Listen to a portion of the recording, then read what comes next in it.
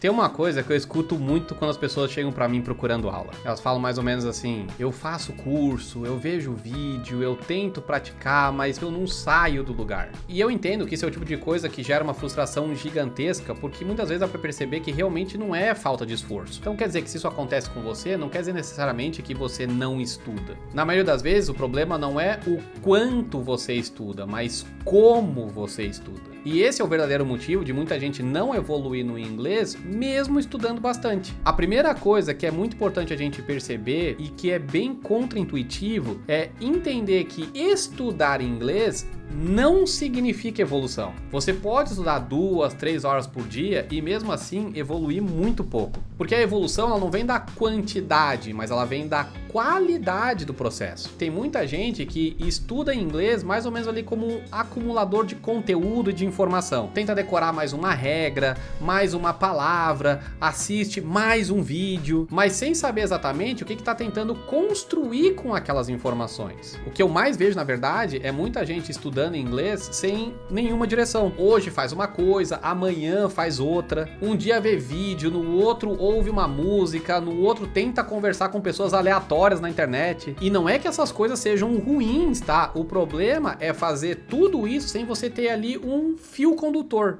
Fazer isso é mais ou menos como tentar montar um quebra-cabeça sem você ter a imagem que você está querendo montar. Você até se esforça, mas você simplesmente não consegue enxergar o progresso. Então quer dizer que sem uma direção, o estudo ele vira um esforço mal aproveitado. E uma outra coisa muito comum de acontecer, que é uma grande armadilha, é a falsa sensação de progresso. Então a pessoa ela estuda, ela entende uma explicação, ela acha interessante, mas isso simplesmente não significa que aquele conhecimento foi absorvido. Entender não é a mesma coisa que saber usar. Muita gente confunde o entendi essa informação com isso virou parte do meu inglês. Então sente que estuda, mas na hora de falar sai nada. E para resolver isso, entra um ponto crucial, que é a repetição, que é uma coisa que normalmente adulto costuma fugir disso, porque acha chato, acha uma coisa muito básica, sente que, eu já vi isso, não preciso ver de novo. Só que sem repetição, não tem como existir uma consolidação do conhecimento. Porque se você observar o seu trabalho, por exemplo, você vai perceber que o conhecimento não é linear,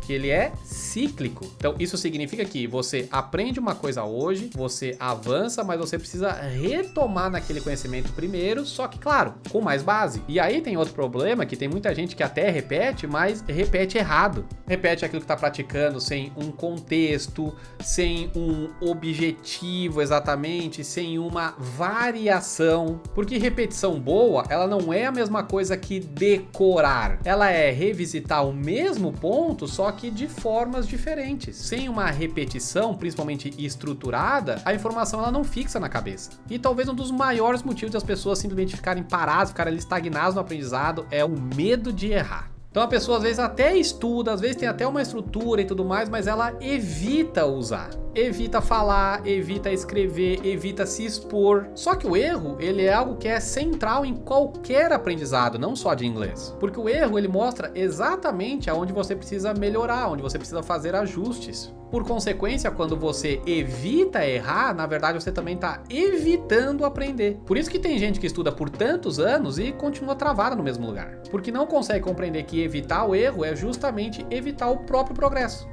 Quando alguém estuda inglês e não evolui, normalmente é uma dessas coisas. Um estudo sem direção, pouca repetição eficiente, medo de errar, foco demais em consumir conteúdo, pouco foco em transformar o aprendizado em habilidade. Então, quando o estudo ele passa a ter um objetivo claro, uma sequência, uma prática consciente, a evolução aparece. Óbvio que não de um dia para o outro, mas de uma forma constante. Então, quer dizer que se você estuda inglês e não sai do lugar, o problema talvez não está na falta de esforço. Talvez seja só a forma como você está organizando seus estudos.